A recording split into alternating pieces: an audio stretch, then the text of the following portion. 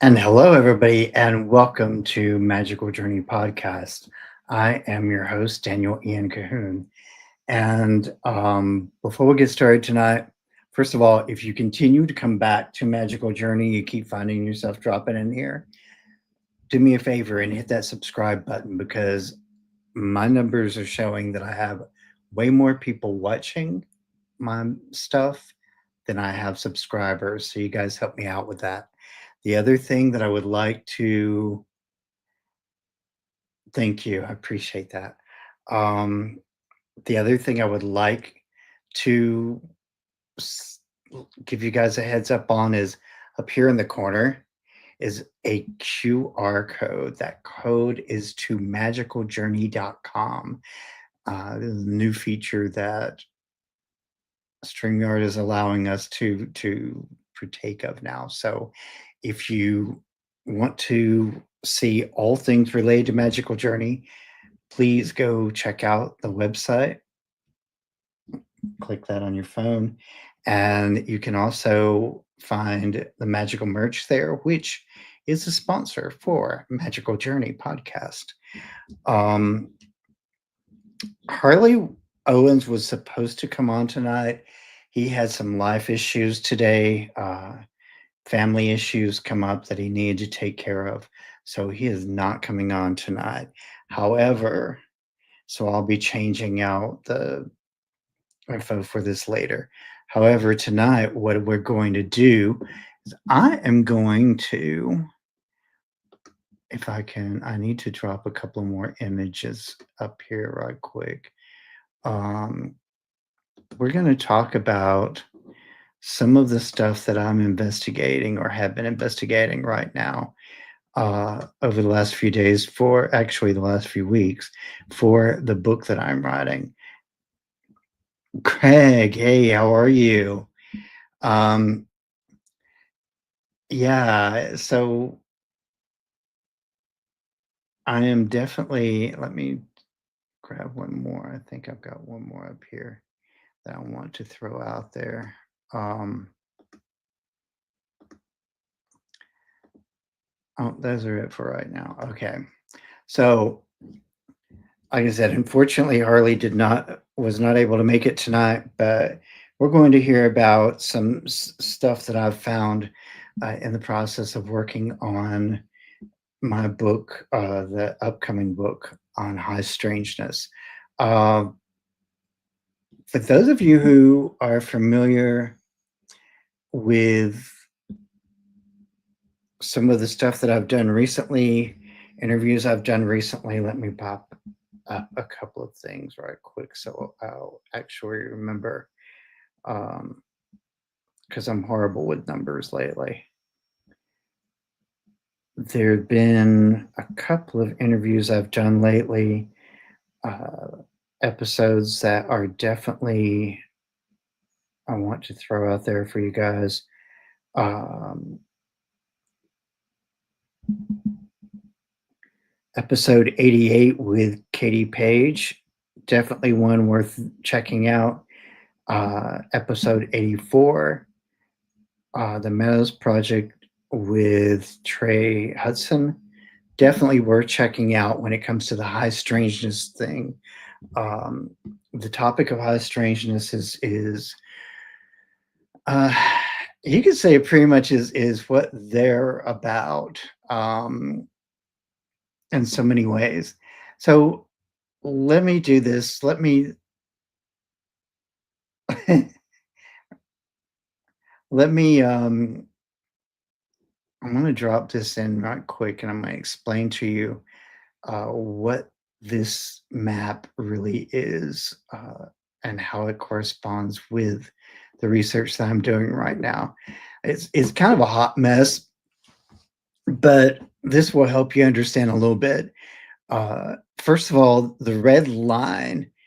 This is an important feature on this map. I specifically looked for the map because of the red line.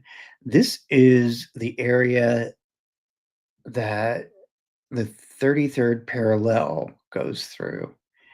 Um, now, Here's what I want you guys to notice as we're looking at this. There's the area that I've kind of blued out there,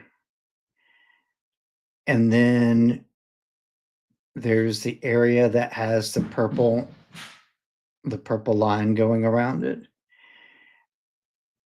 And notice the the location of the 33rd parallel in when it comes to like context of those two locations, because this is kind of important. Okay, so now what we're seeing though with this map is the zones that have that I've kind of classified, or um, what's the word I'm really looking for here? These are the areas that I've specified as very important areas that I'm concentrating on in um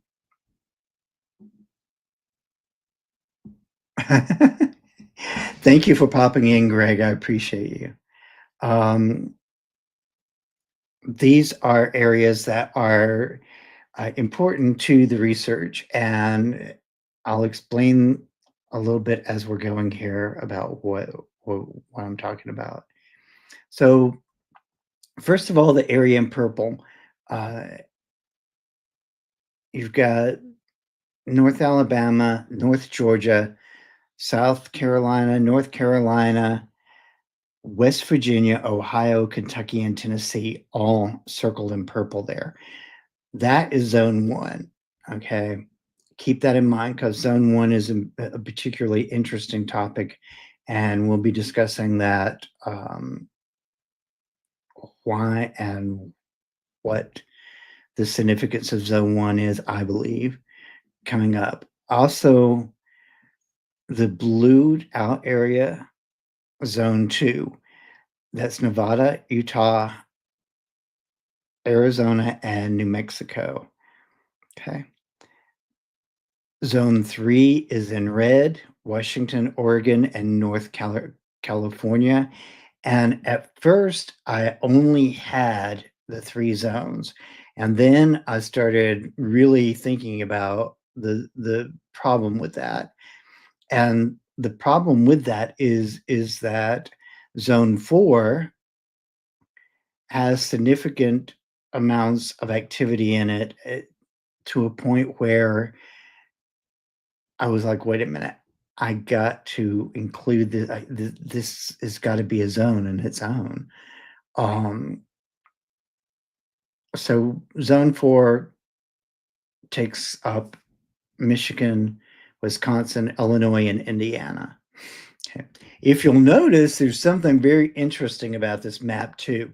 You'll notice the zones are actually all bordering the area, like Texas literally is not in a zone.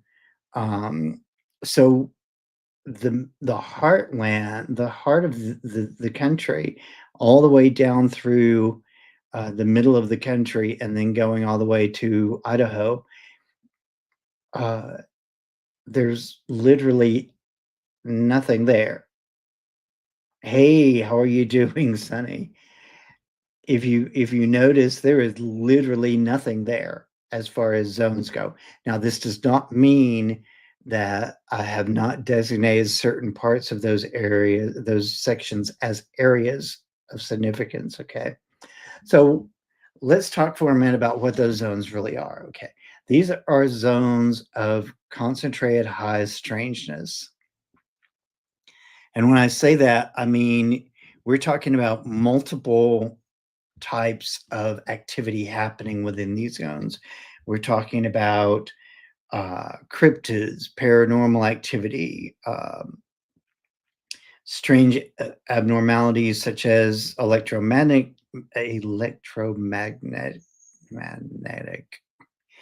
Yeah, use your words today, Daniel. Electromagnetic energy fluctuations that are really weird. Um,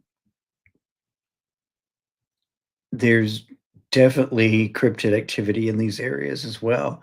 You get things like cattle mutilations, lots of reports of strange phenomena like the blinking lights. Some people call them the twinkle lights, that sort of thing. There tends to be a super concentration of reports of men in black and so forth like that. So there's a lot of different activity going on in these areas that kind of makes you go, "Wow, what's going on? What's up here?" Some of these areas, such as West Virginia, which is in Zone One, have specific long-term history, and those areas, in particular, are areas of concern and areas of focus. Okay, so let's talk for a minute about the relationship between the 33rd parallel and zone 1 and 2, because if you notice, the 33rd runs right underneath zone 1, and it literally runs right through Arizona and New Mexico. So the 33rd parallel has direct influence over those particular areas, absolutely and for sure. Um, it's really important to note that, and while I'm talking, I want you guys to understand that Huntsville, Alabama will come up a few times, and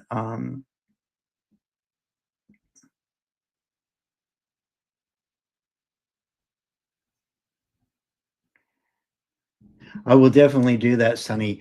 You know what? DM me on Facebook and remind me of that, because I will forget. A lot going on, a whole lot going on lately. But thank you for putting that out there. If any of you have any suggestions for people that I may want to talk to, put them in my DM, send me an email, get that information over to me. I will definitely get in touch with these people because it's very important um, to do the thing. Okay, so let's talk for a minute again about Huntsville, Alabama.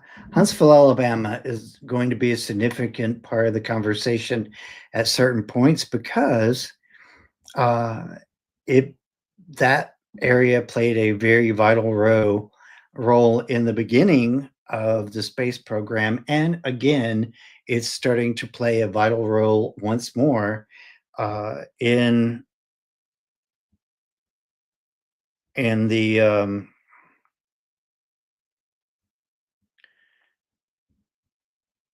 well, in our government in general right now. Sorry, I'm like checking out something else that just came across my desk. Um, the problem with Huntsville, Alabama is that it is about 119 miles north, 120 miles north of the 33rd parallel. Okay, so that's a significant uh, proximity to the I'm trying to keep up with the chat too, so I'm a little bit all over the place right now. The 33rd is in significant proximity to Huntsville, Alabama. Now, keep in mind that we had Walter von Braun, and who was heading up the space center, the space project in what was at that time uh, the Marshall Space Flight Center in Huntsville, Alabama. It's where a lot of our uh, space industry at that time that was where we had all the good stuff, really.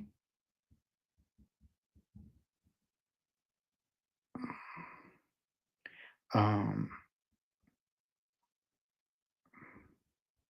so let me go on and throw this out there too, because it is significant. We do understand that also the Space Command headquarters is going to be located in Huntsville, Alabama. That is also very significant. We will talk about that more in a few moments as well. And of course, there's Redstone Arsenal, which is very significant in a lot of ways um, to all of this. And all of this is within 120, 119, 120 miles from the 33rd parallel. Okay. Now, by the time you get into uh, Tennessee and so forth, and you can see South Carolina, you've got the 33rd parallel running right through you. Okay. So, again, another thing that's very important to note here, North Georgia, right underneath the area in purple there, 33rd is right underneath that.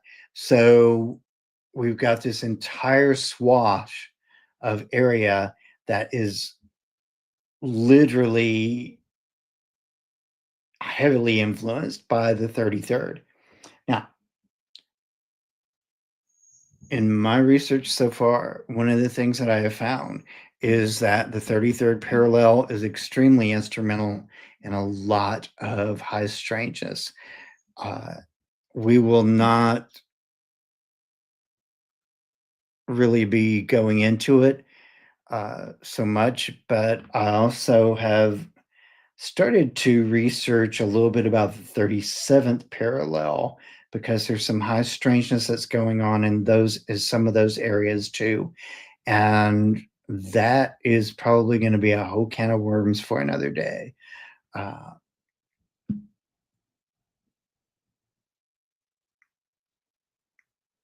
oh no, Pam,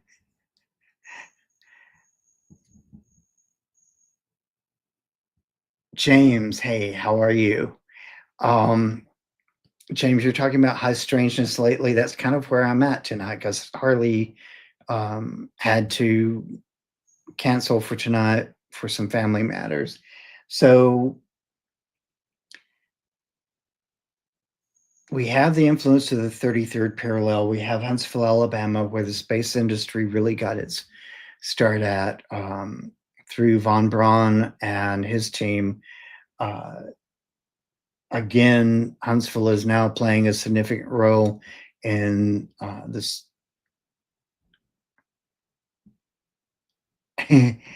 Hey, Austin. The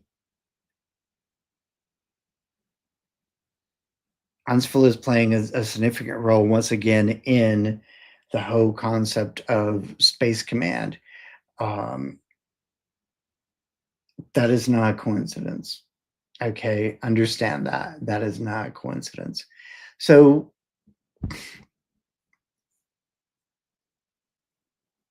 one of the things that you need to know too about North Alabama, remember that we had, I'm going to have to go back and look at the date, the year on that. I think it was in 1980s, but I could be off.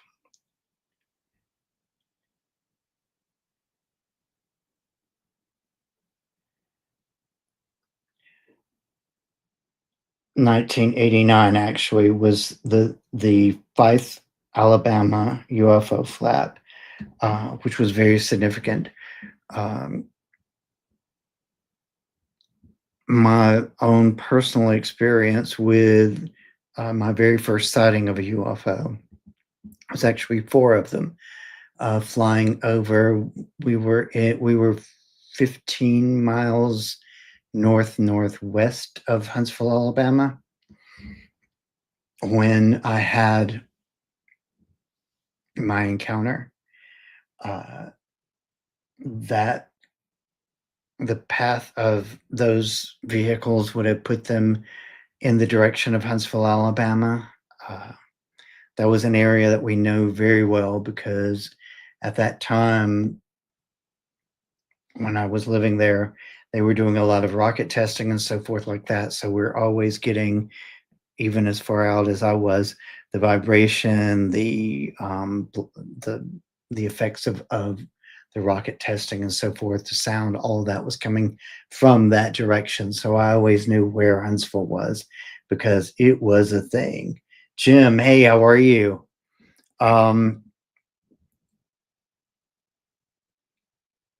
North Alabama, also North Alabama and parts of Tennessee, also is home to a specific creature that has its own lore, its own legend, and that is the Alabama White Thing.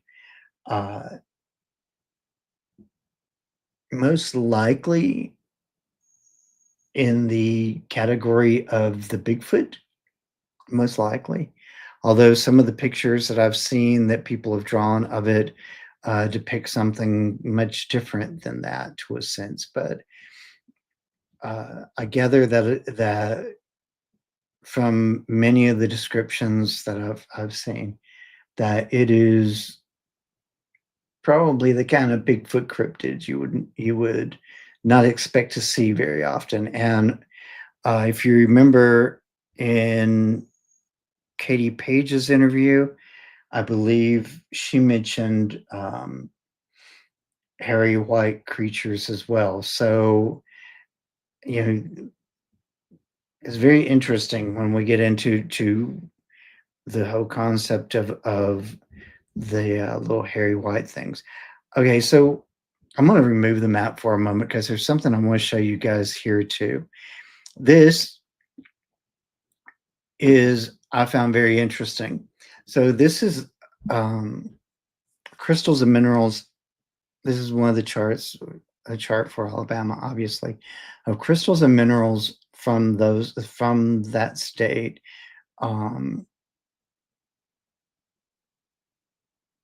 One of the things I want to point out to you is that copper is one of the things that is found fairly commonly in Alabama. Um,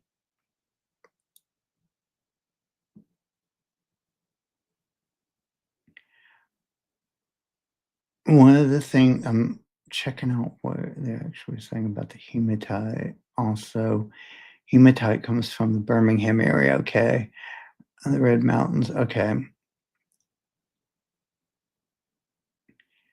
so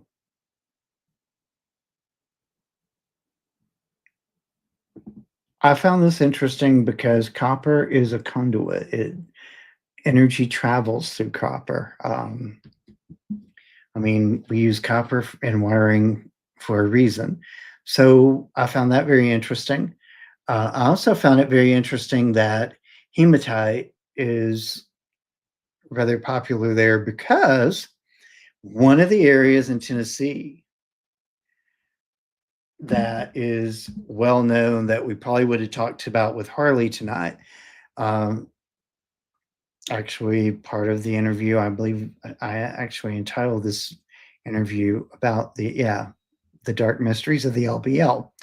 The LBL was at one point an area where hematite was being mined at. So it was very interesting to me that hematite was also uh, a thing, a source there in Alabama.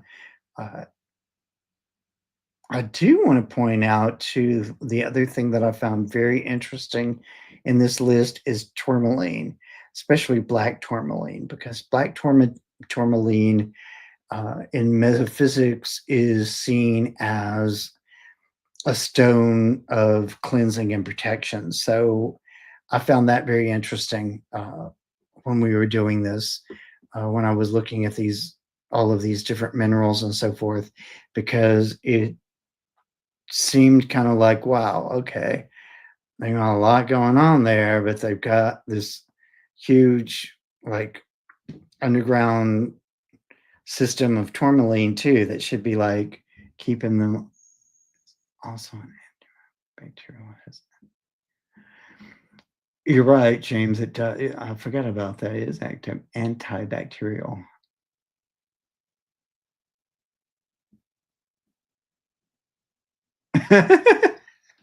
Something you would order at an Italian restaurant, maybe. Um, Probably not very tasty though. So I found that very interesting in all of this was the fact that the mineral compositions of those areas are very interesting. I also found out um, when I was researching North Alabama that there's some very strange at times um, electrical stuff going on there as far as electromagnetic fluctuations and so forth are very strange in those areas at times. Um, I do want to point out that, and I have a guy coming on who just started doing some research in his part of North Alabama recently, um, where he's come across some really crazy structures. Which when I showed a clip of one of the things that he posted on there to Harley, and Harley was like, "That happens in the heart of their area, like right where they really are doing their thing at. That's what all the structural stuff is all about, apparently." So I told this guy, I was like, "Be careful in the area that you were at there because that's like Harley is saying that's like a major big thing." Ah, Jessica, hey, how are you? You know what, Jessica? I'm sad to say that Harley did not make it on tonight. Uh, he had some stuff going on uh, and could not make it, unfortunately. So I'm talking about actually an area that you're probably very familiar with. Well, you are familiar with because uh, you've gone to there to the meadows and so forth. We're talking about the high strangeness in North Alabama right now. Um,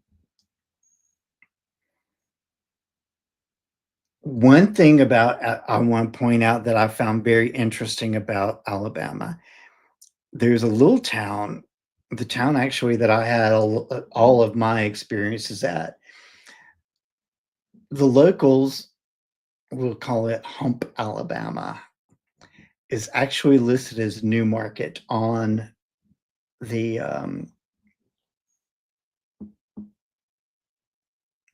I know you have. I need to get you to talk to me sometime on the show about some of your experiences. I really would like to get you on at some point. Um, the significance of New Market, I'm not really sure exactly what was so just made that area so absolutely crazy. Uh, my own personal experiences there was everything from the experience of seeing the UFOs. There was a lot of paranormal activity. The cryptid experience was very. I remember like the one dream that I had where I was in this solid white room. Everything was white. The light was intensely white. And there were these three blacker than black hairy creatures standing in front of me. And all they said to me was, "Do not be afraid. We're just watching you." And then a short time later, a couple of days, maybe a week later, I was out in the wooded area behind our house.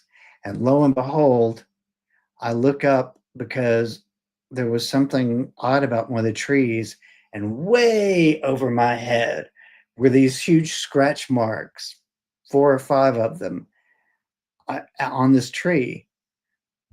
And that the minute I saw those, that was the first thing I thought of is, "Do not be afraid, we're just watching you." And I was like, "Oh my god, they have left a sign."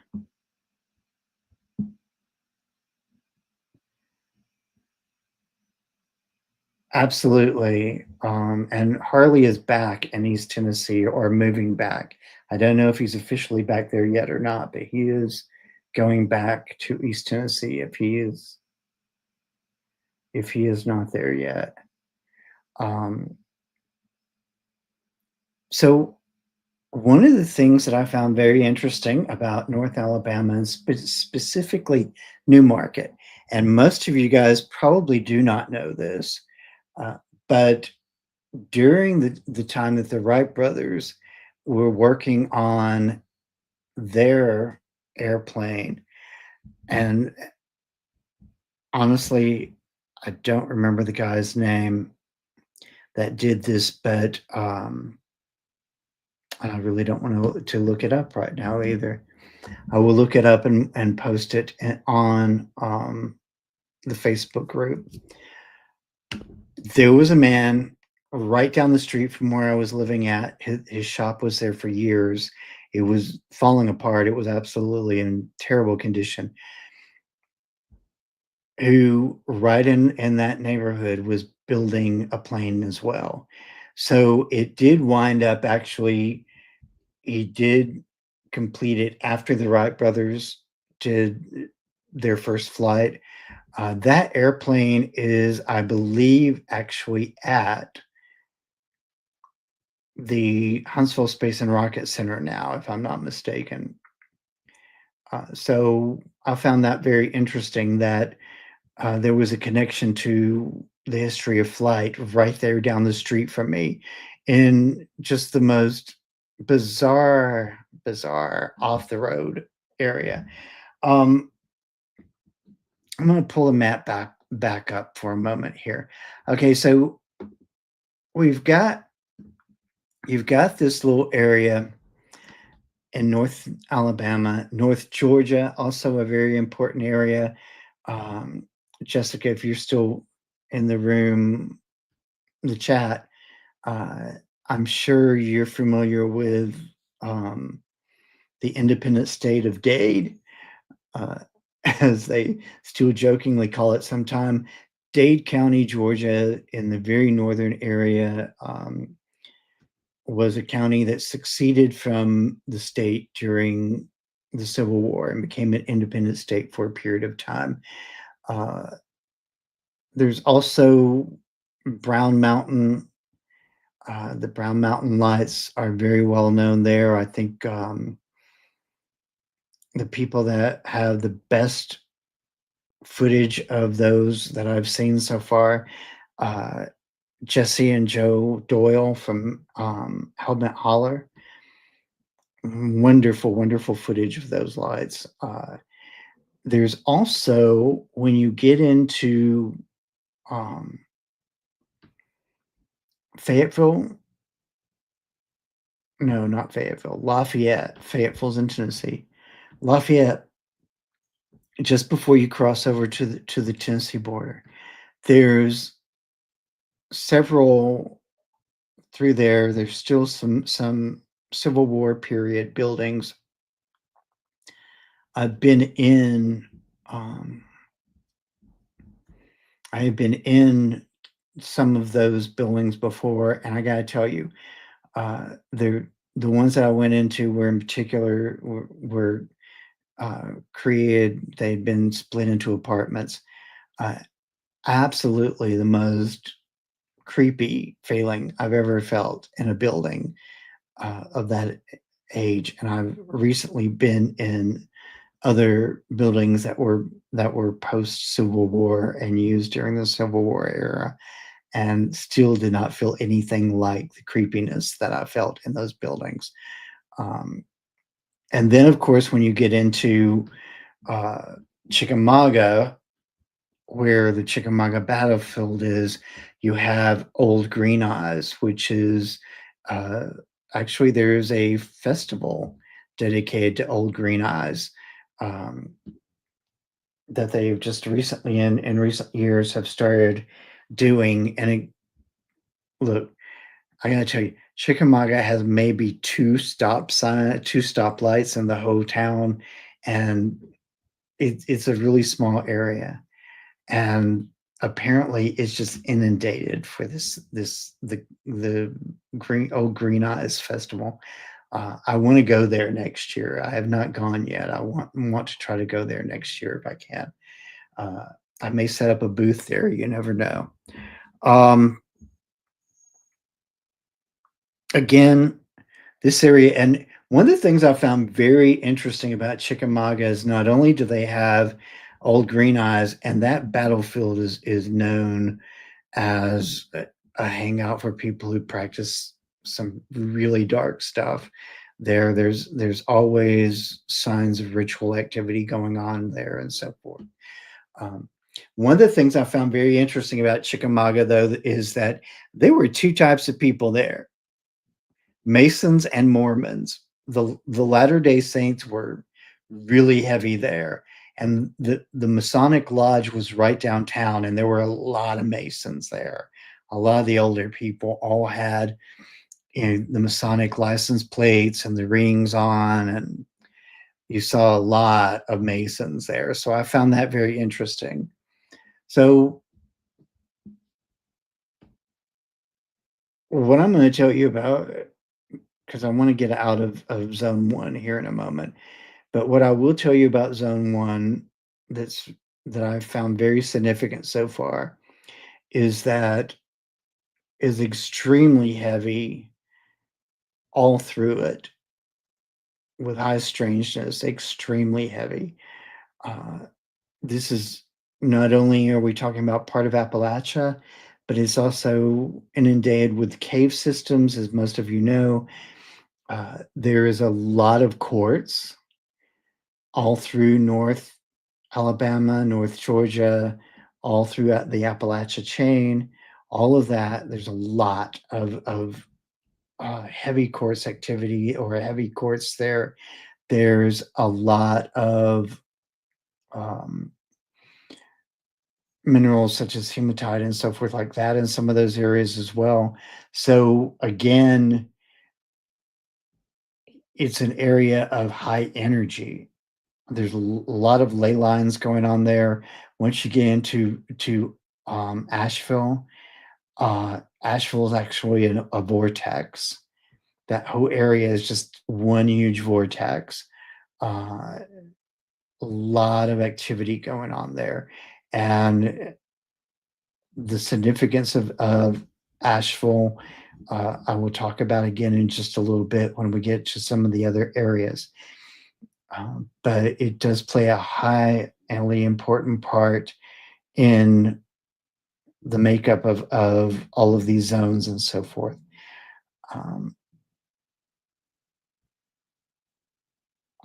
let's jump over to zone two because I could spend a lot more time in zone one. I really don't want to like spend all night there though. And for those of you who are have made it this far and you're watching, don't forget to sub to me.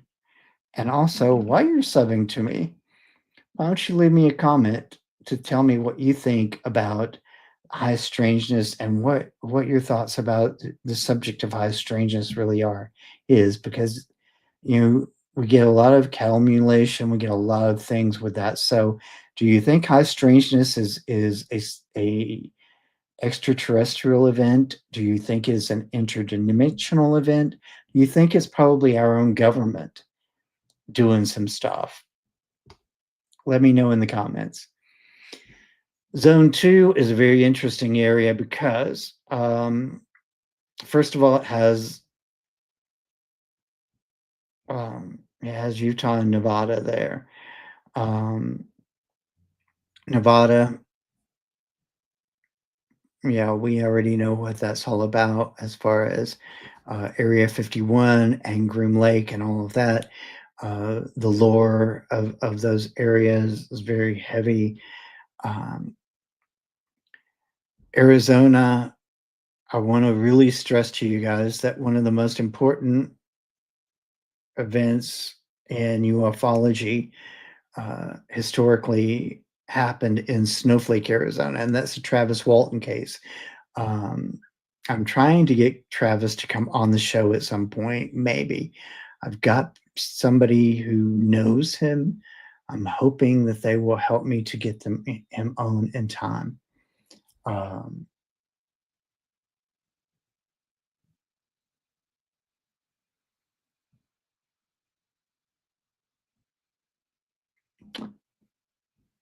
I may actually try to do that at some point.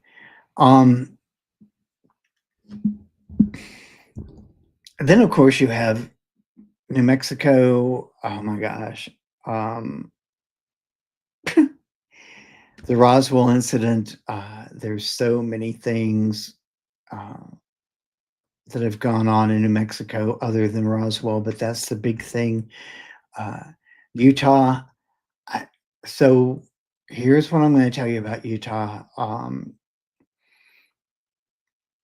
And again, I kind of already hinted at this with Chickamauga, Georgia, but of course the heavy Mormon presence, the LDS presence in Utah, I find very interesting. Uh, and I'll talk about a little about that. I don't want to get too caught into that because there's a lot of stuff about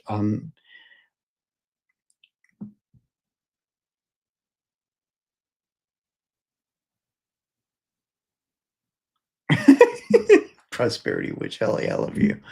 Um, when it comes to uh, the Latter Day Saints, there's a lot of stuff that I'm looking into right now, and it's very interesting that the connection to the areas that I find heavy concentrations of this of the LDS in is also places that wind up on these maps, oddly enough.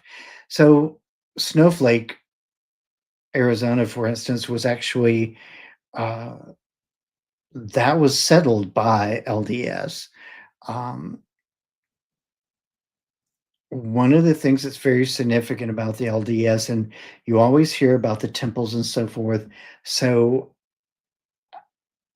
here's the thing, when the problem with that happened in Illinois with the LDS and the unaliving of Joseph Smith happened because Smith had an obsession with masonry. He wanted to become a mason. The Masons were like, we no, just no, not going to happen. Get over it. See, you don't want to be you.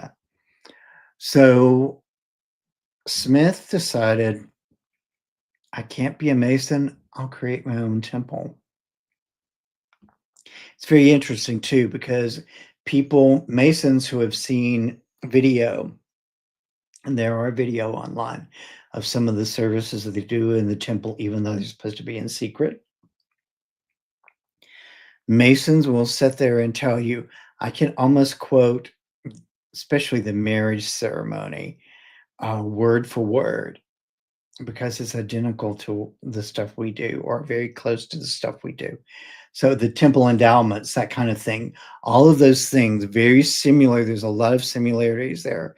So masonry, LDS, very similar stuff going on there in some ways. And it's very interesting that there seems to be connections in these areas. One could argue that that the Masons are everywhere. They're kind of like Barbie. They're all over the place. But the thing is again, in my research, I'm finding that there's a lot of concentrations of these two groups within these zones. And I'm very curious about that. Um, Zone 2, and you know what? I left Colorado out. Colorado was actually part of Zone 2. I just realized that. And the significance of that is because Colorado, I can't believe I left that off the map or out of Zone 2. I kept thinking there should be 5 states there. Why is there not? Colorado is where Clearview Ranch is, which is the ranch that Katie Page grew up in or on for a period of time. That was their connection. Um, that's where her connection with the high strangeness comes from. Colorado was also and has been for a very long time a heavy concentration of cattle mutilations there and so forth. I want to say that was Snippy the horse part of the Colorado. I think it was. I'm, I'm reading 3 books at once right now, and Snippy is one of them. Um, so Colorado is also included in Zone 2. Sorry, I left that off in the map.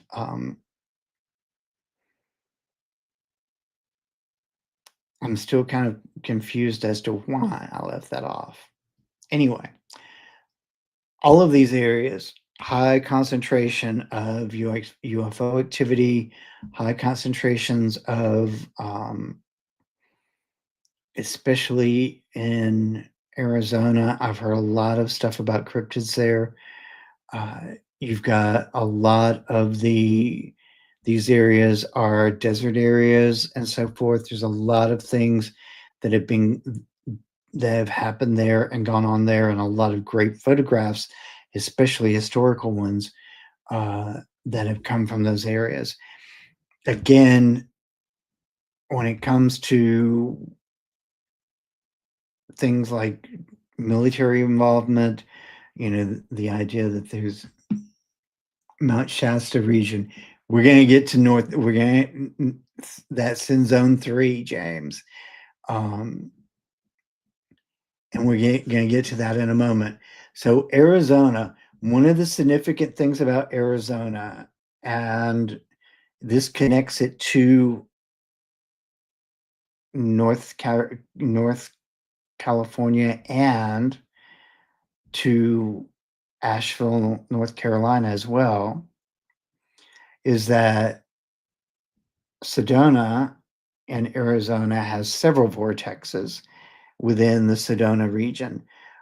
So that is a really important. And notice the significance of Arizona and New Mexico both have the 33rd going right down the middle of them. Boom, there it is, right in the middle. And I believe Sedona is near the 33rd.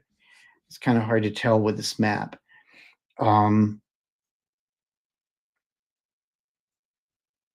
Sedona makes one point of the area that I'm going to talk about here in just a moment. When we get to Mount Shasta. So let's talk about Zone 3. Originally, I only had 3 zones. So you got North California, which I call the land of the giants because everything grows huge there.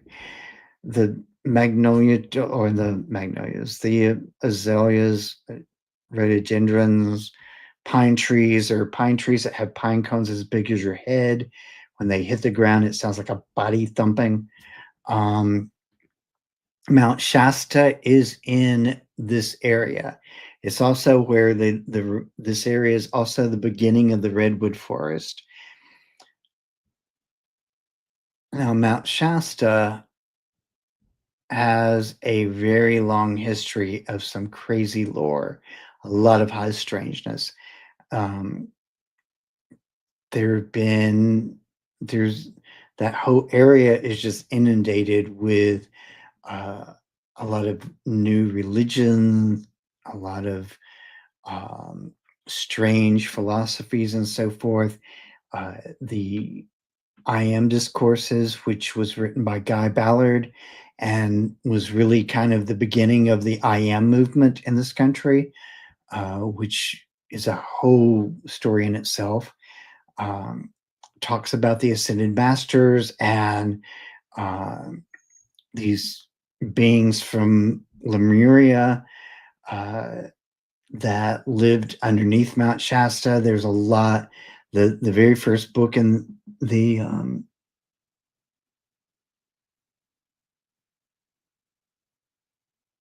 yes, definitely check out Sprinker for uh, episodes because that helps to support this podcast greatly. It also keeps me busy and very active, which I appreciate. Uh, Mount Shasta, the very first book in the I Am Discourses, Guy Ballard comes across this very tall being who calls himself Saint Germain. Very important figure in the New Age community and in a lot of the mystery schools and so forth. Uh, Saint Germain supposedly takes Guy Ballard on this tour of the underground city underneath Mount Shasta. Now, let's talk about things that Mount Shasta and Northern California are really known for, especially in the Shasta area. Okay. Again, a lot of UFO activity, a lot of paranormal activity, a lot of cryptid activity. All of those things pile up all around Mount Shasta. There are people that come from all over the world to go to Shasta for pilgrimages and so forth every year. So there's a lot of activity there. Okay, a lot of activity there. The significance of Shasta, in particular, Mount Shasta, is it is also a vortex, a very big vortex area, and it is directly connected to, you guessed it, Asheville, North Carolina, and Sedona, Arizona. These 3 points make up what I call the vortex triangle. Literally, it kind of when you draw the lines to each one of these to connect those 3 dots, it turns into one big giant pyramid or triangle. And the interesting part of that is look at where North Carolina is in relation to the 33rd. And then, of course, if you really wanted to throw in the 37th parallel, which is also an area of question for some people, then it's even closer, obviously. So, again, very, very, very uh, crazy area. Um, Oregon, Washington, both very well known for Oregon, especially. Oregon is very well known for Sasquatch and UFOs in particular. Washington State, definitely the same thing. There are significantly large numbers of UFO sightings and cryptid sightings in those areas every year. So that's kind of how the Northwest, Southwest, and the southern region of the United States, all the way into the Ohio Valley area. We didn't even touch on Kentucky and Ohio Valley and West Virginia. Those will be another day. Um, the last zone that I really, and I at first I wasn't even going to consider this a zone. I was going to consider these specialized areas, concentration of high strangeness in specialized areas. That is zone 4, which is Indiana, Illinois, Wisconsin, and Michigan. And I started really focusing on at first on Michigan because Michigan has a lot of dogman activity, a lot of Sasquatch stuff going on. There's a lot of things going on there cryptid wise all the time. Then I started looking into what's going on with Illinois. Now, I was born in Illinois and I was raised there. I've lived there quite a bit of my life in Illinois. So I can tell you, you can't get much crazier than the state of Illinois when it comes to weird stuff. Okay. Um, Decatur, Illinois is considered one of the most haunted cities in the entire country. And Chicago, again, a lot of crazy, wicked dark stuff about that city. Anton LaVey, the founder of the First Church of Satan, was born in on Lakeshore Drive in Chicago, right across from the beautiful river or lake there. So, um, yeah. So I started seeing more and more stuff about the Chicago area. Of course, there's also the Wasika Wonder, which was a very well documented case of possession from the 1800s in Wasika, Illinois. Um, Malavia, which is an old sanitarium there that is very well known for paranormal activity. So there's again a lot of high strangeness in those areas, a lot of things that just did not settle well with me. Indiana's the same way, as well as Wisconsin. Some very dark energy around all of those areas. So I kind of scratched my head and I thought about. I was like, you know what? This is really a zone in itself. Those four states are a zone in itself. So I've come to accept the fact that we have four zones of high strangeness. Um, Now, why do I not consider the New England area an area of its own? Specifically, to be honest with you, I have not ruled out having a fifth zone or even changing New England to zone four and making Illinois, Indiana, Michigan, and Wisconsin zone five. I have not ruled that out yet. However, what I will say about that for right now is I'm not convinced enough that we need to make that a whole zone of itself. Okay. So, what one of the things that I'm finding in my research outside of so we've got let me draw this out for you a little bit. So we've got the 33rd parallel running across two of these areas, two significant areas actually, um, zone two and zone one. We've got the zenith of the vortex triangle, as I call it, uh, in North Carolina, which is, as you can tell, is really not that far away from the 33rd. Um, Let me see if I can pull up right quick how far away.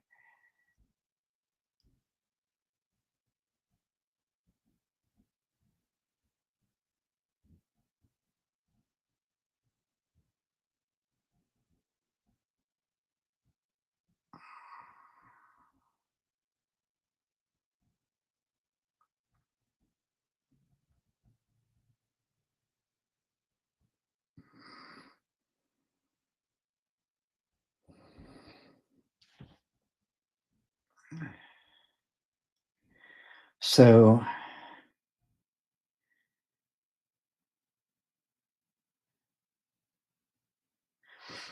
Asheville is about 179 miles north of the 33rd parallel. So it's it's not right on it, obviously. It's not super close. It's not like, just over 100 miles like Huntsville, but it's 179 about, give or take a few miles north of the 33rd parallel. So between Asheville and the 33rd parallel, you've got this very interesting energy going on here, okay? Just think of it as two sources of energy that kind of feed off of each other. All right. So keep that in your thoughts as we kind of bask in this information here. So one of the things that I'm finding is, and one of the theories that I have, especially with Tennessee, because Tennessee is the area where is the state I live in.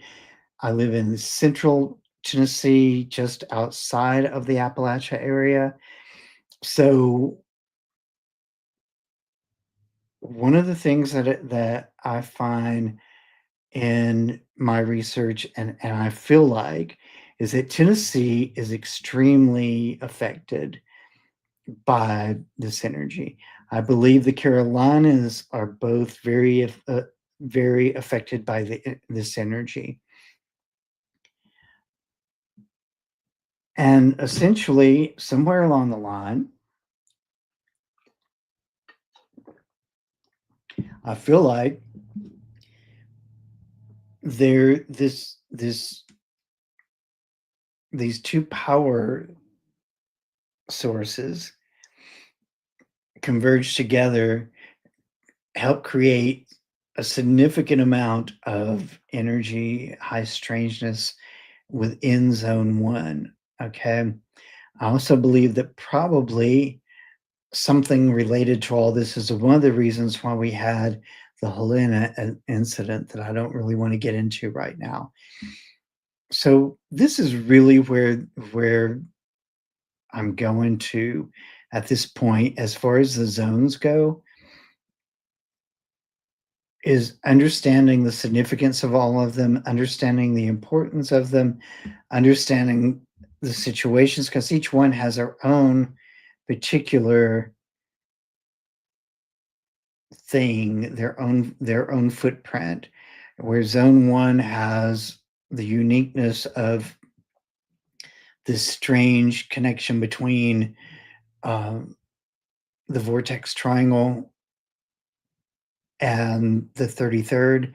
Uh, we've got Nevada, Arizona, Utah, Colorado, uh, New Mexico, all seem to be very connected to underground military activity and possible extraterrestrial activity. I'm putting quotes on that. Um, Interdimensional activity, as some people may call it. Again, quotes on that. Nephilim, good choice of words. Uh, when you get into zone three, is more cryptid oriented a lot of times, uh, in the great Northwest area. Northern California tends to be more of an area of mysticism and a strange concentration of energy. You see a lot of organizations like the I am movement and so forth like that, that continue to thrive there and continue to do a lot of interesting work there. Um, Zone 4 seems to be kind of just a hodgepodge, but there is a lot of, Indiana's where we had the giant owl thing going on. Um, Illinois has had, Chicago area has had a lot of reports of Mothman going on there, which coincidentally, as we know, ties that into uh, West Virginia as well, among other places. Michigan definitely has a lot of cryptid activity there. Wisconsin is known somewhat for its cryptid activity, so it tends to be more of a cryptid culture there, I believe. So you've got the Great Northwest, and you've got Zone 4 there that is definitely high cryptid culture. Um, here is here is where my research is kind of left me right now. Okay. I'm I'm wondering, because there's a couple of places you can go with this. I'm wondering, first of all, how much of the things going on in these zones are government or people. And because you've got, like, Kentucky has a lot of uh, there's military bases there. There's a lot of UFO activity in Kentucky historically. You've got the Mantell crash there, uh, right there around Fort Knox and that area. You've got the Hopkinsville Goblin case in Hopkinsville, Kelly and Hopkinsville, not that far away from each other. A lot of caves there in those areas. I want to point that out. Um, that the cave systems in Kentucky are huge. Okay. So there's a lot of potential there for military activity. There's definitely a lot of potential for military activity in Zone 2. Obviously, with North Alabama, you have potential for a lot of military activity. So, you is a lot of this, or is some of this at least our government, our military? The industrial military complex that Eisenhower was warning us about. Is it that? Is it something interdimensional? Could we be? Could it be both in concert with each other? Uh, or could it be extraterrestrial? And is it possible? And I'm also going to say that I am leaning more and more to it. The government definitely plays an important part of it. I do believe that. I do believe that, Pam. Um, one of the things that I'm leaning more toward too is the concept of the Nephilim having something to do with it. Okay. I believe that I haven't ruled that out. So we definitely have a military presence that plays an important role in all this. I agree with that, with Pam on that. Um, there's the potential or the possibility of interdimensional creatures, interdimensional people, creatures, societies, um, having something to do with this, and possibly working in concert with the government. There is definitely the potential for the possibility, because I mean, honestly, there's the whole concept of with the millions and millions of stars and planets in the universe, how can we possibly be the only one with life? If you follow that idea and you believe that, then it could very well be extraterrestrial in origin, I suppose, and they could be working in concert with the government. They could be working in concert with the government and with interdimensionals. Who knows? Again, going back to the Nephilim, I find that concept very interesting. It is not one I have not ruled out yet because there's a lot of things that make that a plausible theory that I will say. Okay. So this is my life lately. This is what I'm talking about lately. This is what I'm thinking about lately. I want to pull the map down right quick, and I want to show you guys this picture, which I found very interesting. So, and I'm kind of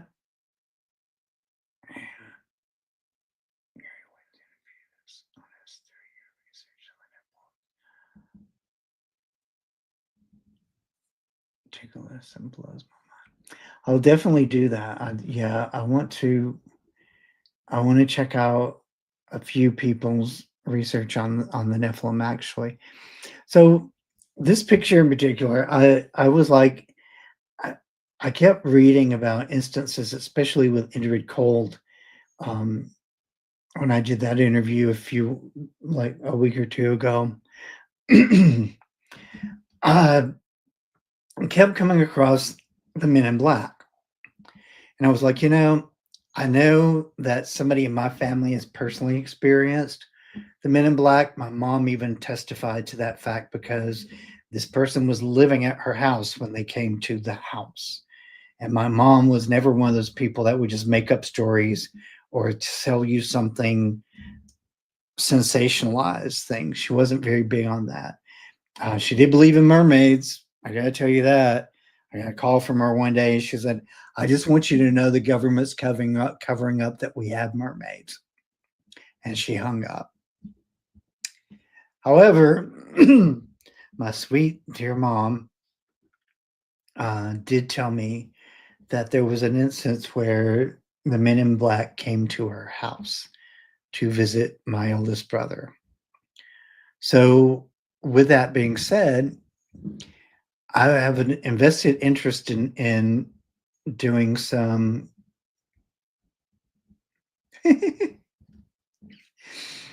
doing some research into the Men in Black, and so I was looking for things online, uh, and I came across this picture,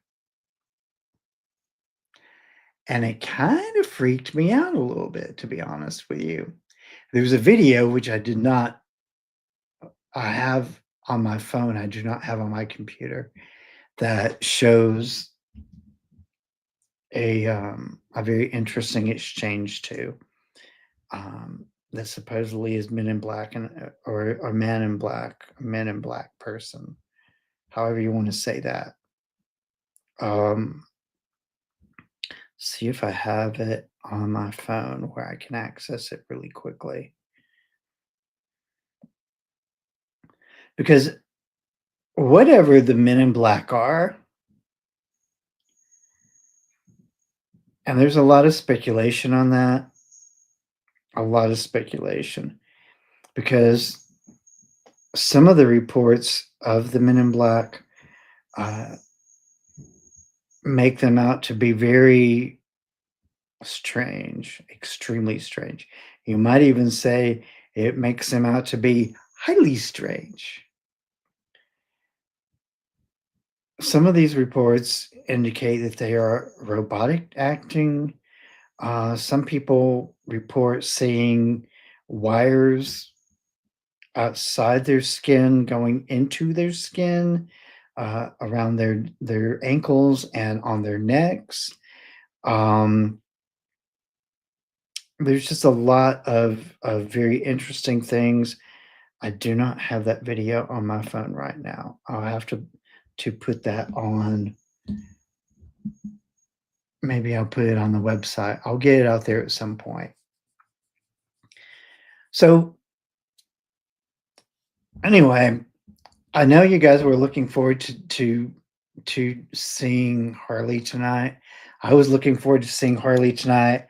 I hope. I know I did a lot of kind of twisting and turning with this tonight, But honestly, that's kind of where my research is going. I'm doing a lot of twisting and turning with it, to be honest with you, because there's a lot of very interesting rabbit holes that you can go down with this. Um, Again, I have not ruled out uh, adding another zone to the map in the northern area, the northeast area. Um, is that verdict is still out for right now? So what I will say, and this is kind of my closing thought for tonight on all of this, is there are some really, really crazy things in this world. We've experienced a lot lately. We've experienced a lot in the last 5 years. We've actually experienced a lot in this millennium, from 9/11 onward, that just don't add up. Or if it does add up, it adds up to things that we just are kind of in awe at trying to figure out right now. And I think there are pieces of the puzzle that are slowly coming together. I think there are things that are significant that are going on that we should be aware of and keep in mind and be alert about. And I feel like when it comes to the high strangeness, that it is for this country in particular, the areas that these things are happening at, and the fact that we are a country that is rich in minerals, rich in knowledge, and other ways as well that could be highly important for the powers that be at this moment. I think it's very, very important for us to be mindful, to be aware, to question always, and to be a people who keep our eyes open and our minds open to what is going on around us. But definitely question and definitely do your research, because I'm doing mine. And when this book finally gets done, I will definitely let you guys know. Um, who do I have next week? I believe I have Regina on next week. Talking about the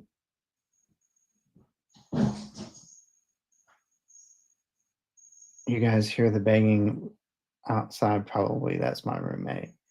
Um, the Regina will be talking about ghost hunting. We have an event coming up actually soon, and then on that's next Friday. On the 10th, I have um, Mike Bradley.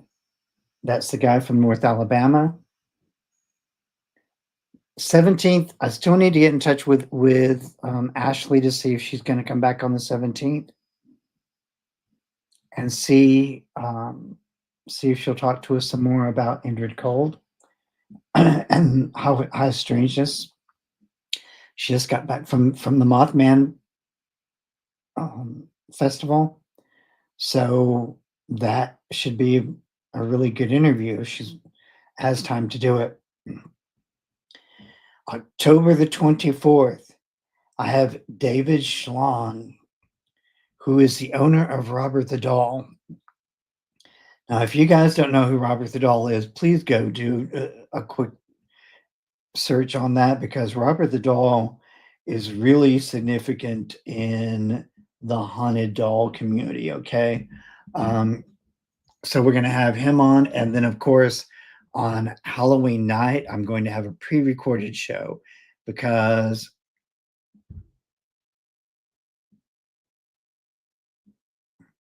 which day? Oh, the Robert the Doll show is on a night you work. Well, dang it. Okay.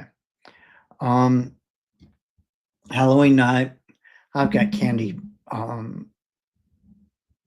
Patrol that night. So I'm going to have a pre recorded show for that night. I don't know yet if I'm going to do an interview, excuse me, an interview, or I'm going to do something else. But I do know it's going to be pre recorded.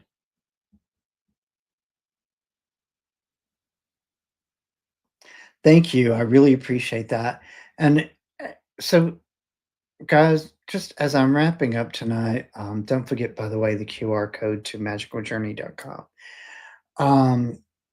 Again, if you made it through tonight, please hit the subscribe button if you have not already. I know tonight was a lot, probably in a lot of twists and turns. But again, like I said, my research is kind of going there at this point. I will see you guys next week, and may your journey always be magical.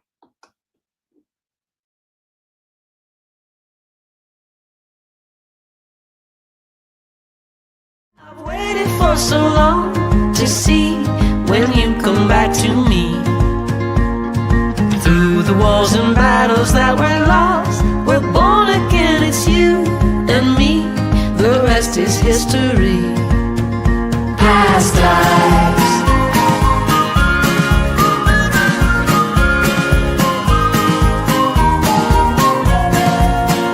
Past lives.